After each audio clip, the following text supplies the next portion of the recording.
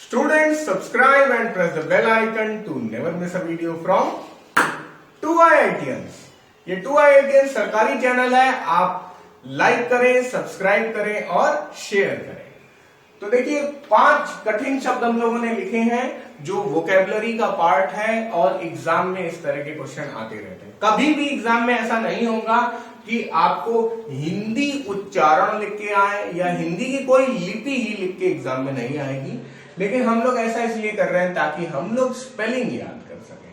तो पहला वर्ड है कन्फेक्शनर। कन्फेक्शनर का मतलब ये होता है ऐसा व्यक्ति जो टॉफी वगैरह में डील करता हो। वैसे आप अगर डिक्शनरी में देखेंगे हिंदी टू इंग्लिश में तो कन्फेक्शनर का मतलब हलवाई, लेकिन मैं आपको बता दूं कि हलवाई जो होता है वो तो जलेबी, लड्डू ये सारी चीजें बनाता है, लेकिन कन्फेक्शनर क्या बनाता है? टॉफी और चॉकलेट बनाता है। तो वो थोड़ा सा अलग अलग है। इंग्लैंड में टॉफी और चॉकलेट खाई जाती है, हम लोग भाई जलेबी और बिस्कुट जलेबी और लड्डू खाते हैं, मिठाई खाते हैं, तो हम लोग उसको हलवाई कहते हैं। तो बट कोई दिक्कत नहीं है, उसके सबसे करीब शब्द जो है वो हलवाई है, इसलिए ऐसा बोलना भी गलत नहीं होगा। चलिए, तो कन्फेक्शनर, ठीक है, कन्फेक्शनर। तो ये क्या होता है? Person who prepares and sells, बनाता भी है और बेचता भी है। क्या क्या? Toffee and chocolate, toffees and chocolate, ठीक है। याद रखिएगा ये केक और बिस्कुट नहीं बेचता है। केक और बिस्कुट कौन बेचता है? बेकर, ठीक है। बेकर बेकरी में काम करता है, आपने जरूर बेकरी सुना हो, ठीक है। तो बेकर क्या काम करता है? केक एंड बिस्कुट पे डील करता है। ये भी मीठे आइटम है, लेकिन ये मैदा वाले आइटम है। और ये टॉफी और चॉकलेट क्या है? ये भाई एक तरीके से दूध वाले आइटम है या ज्यादा चीनी वाले आइटम है, ठीक है। यहाँ पे कम चीनी रहती है, यहाँ पे ज्यादा चीनी रहती है। अच्छा, अब आ जाते हैं इमूवेबिलिटी, ठीक है। इमूवेबिलिटी यानी देखिए इसको हमें किससे समझना है? वर्ड किससे बन रहा है? मूव से बन रहा है। मूव माने चलना, ठीक है। मूव माने चलना, है ना। आयोडेक्स मलिए काम पे चलिए, मूव मलिए काम पे चलिए, है ना। मूव में जो अब लगाने वाला जो मूव होता है वो MOOV होता है, कोई दिक्कत नहीं, वो अलग है, ये अलग है। ये मूव माने चलना हो गया। और मूवेबिलिटी मतलब चल पाने की स्थिति, और इमूवेबिलिटी का मतलब ना चल पाने की स्थिति। मूवेबिलिटी जैसा एक और वर्ड होता है मोबिलिटी, याद रखिएगा।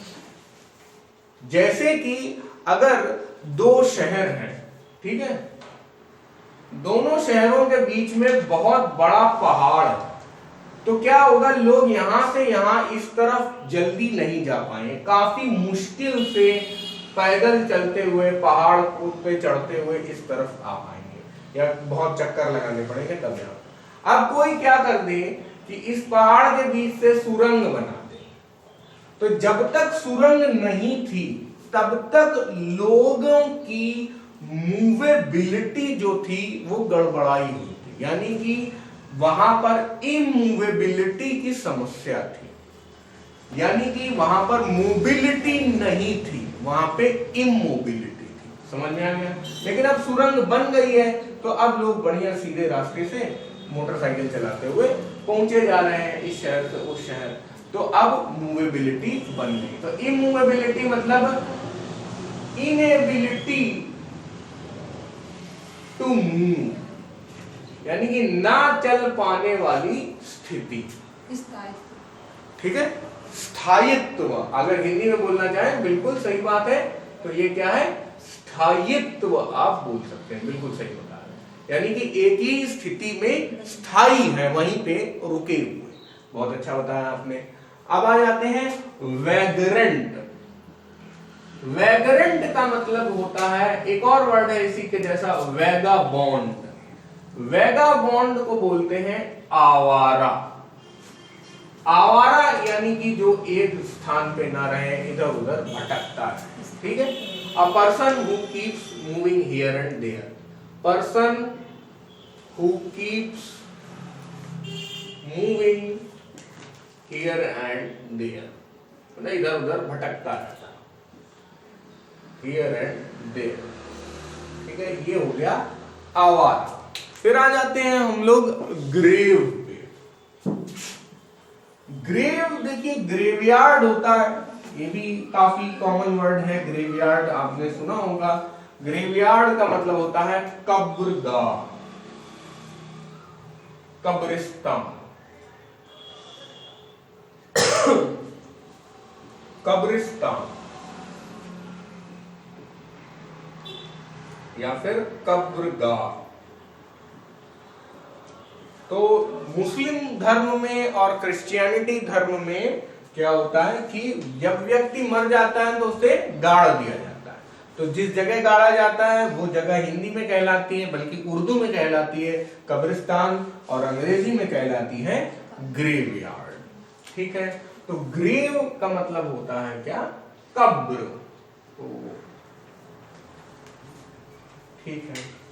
और उसी तरह जब कब्र जो होती है बच्चों, वो सामान्य व्यक्ति की होती है, मतलब कोई जनरल पर्सन मर जाता है तो उसको कब्र में गाड़ दिया जाता है। लेकिन कोई राजा अगर मर गया तो फिर उसका टॉम्ब बनाया जाता है, हुमायूंस टॉम्ब, हुमायूं का मकबरा, ठीक है। तो टॉम्ब को अंग्रेजी में बोलते हैं मकबरा। तो मकबरा या टॉम्ब, टूम्ब भी बोलते हैं इसको, सही प्रोनाउंसिएशन एक्चुअली टूम्ब ही है, लेकिन हम लोग टॉम्ब बोलेंगे ताकि स्पेलिंग में गलती ना हो।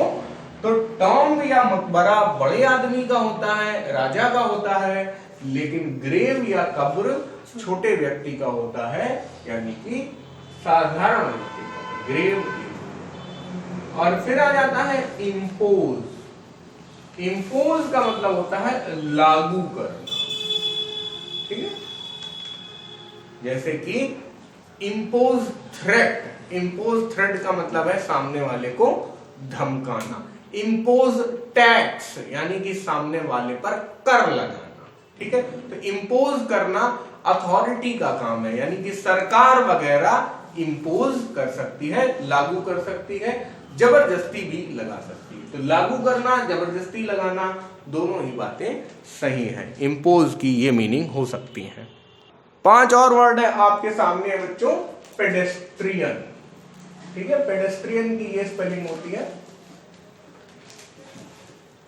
और ये है ओवरवेल्म्ड।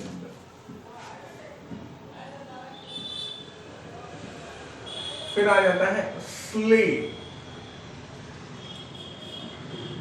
ऑप्थेल्मोलॉजी, ठीक है बच्चों। पेडेस्ट्रियन का मतलब होता है पैदल यात्री, जैसे कि कांवड़ वाले होते हैं ना पैदल ही चले जाते हैं 300-400 किलोमीटर, तो पैदल यात्री हो गया पेडेस्ट्रियन।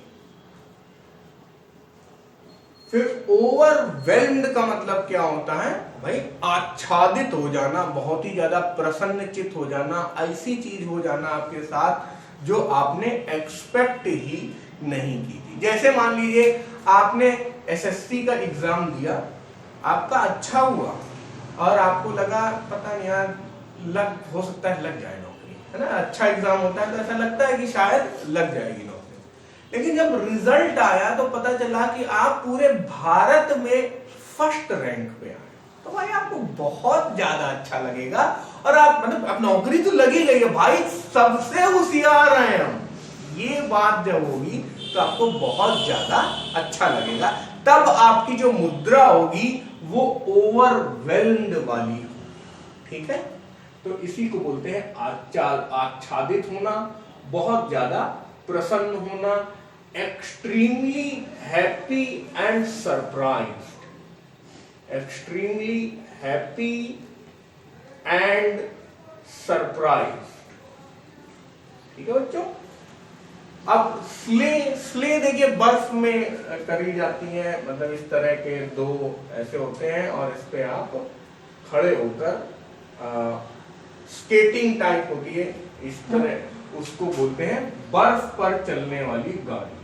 ये स्केटिंग है बल्कि। और स्ले जो होती है वो इस टाइप की होती है, वो बंधी रहती है और ऐसे फिसल कर चलती है। स्ले उससे भी क्या बोलते हैं चल सकती है, पेट्रोल डीजल से भी चल सकती है, और ऐसे मतलब ढलान पर बिना किसी पहिए के भी चल सकती है। ठीक है, बर्फ पर बिना पहिए वाली गाड़ी, बिना पहिए वाली गाड़ी। ठीक है, अब उसके बाद आ जाते हैं स्ले। देखिए इसको भी स्ले बोलते हैं, इसको भी स्ले बोलते हैं। यहाँ पे स्लेज गलत लिखा है, स्लेज दूसरी चीज होती है। स्लेज जो होता है वो ऐसा रहता है, और स्लेजिंग जो होती है वो क्रिकेट में होती है। इसका मतलब होता है कि मामूली गाली देना, क्योंकि कायदे से गाली देना तो होता है अब्यूज, है ना, तो गाली देने का छोटा रूप है। स्लेज मतलब मामूली गाली देना। ठीक है, तो ये स्ले और ये स्ले देखिए दोनों की स्पेलिंग अलग अलग है। इस स्ले का मतलब होता है बच्चों कत्ल करना। कत्ल करना यानी कि टू किल, मर्डर। ठीक है, हत्या करना, मर्डर। मर्डर नहीं होता है लेकिन मर्डर। ठीक है, ओके। ऑप्थेल्मोलॉजी, ऑप्थेल्मोलॉजी बच्चों होती है आंखों की पढ़ाई, नेत्रों की पढ़ाई। इसीलिए आंख वाला जो डॉक्टर होता है वो होता है ऑप्थेल्मोलॉजिस्ट। ठीक है, नेत्रों का अध्ययन, आंखों का अध्ययन। ठीक है, ऑप्थेल्मोलॉजी, ऑप्थेल्मोलॉजिस्ट। ये क्या होगा? आंखों का डॉक्टर, आंखों का डॉक्टर। तो ये हो गया ऑप्थेल्मोलॉजी। और वो आदमी कौन होगा जो ऑप्थेल्मोलॉजी पढ़ेगा? वो होगा ऑप्थेल्मोलॉजिस्ट। ठीक है बच्चों।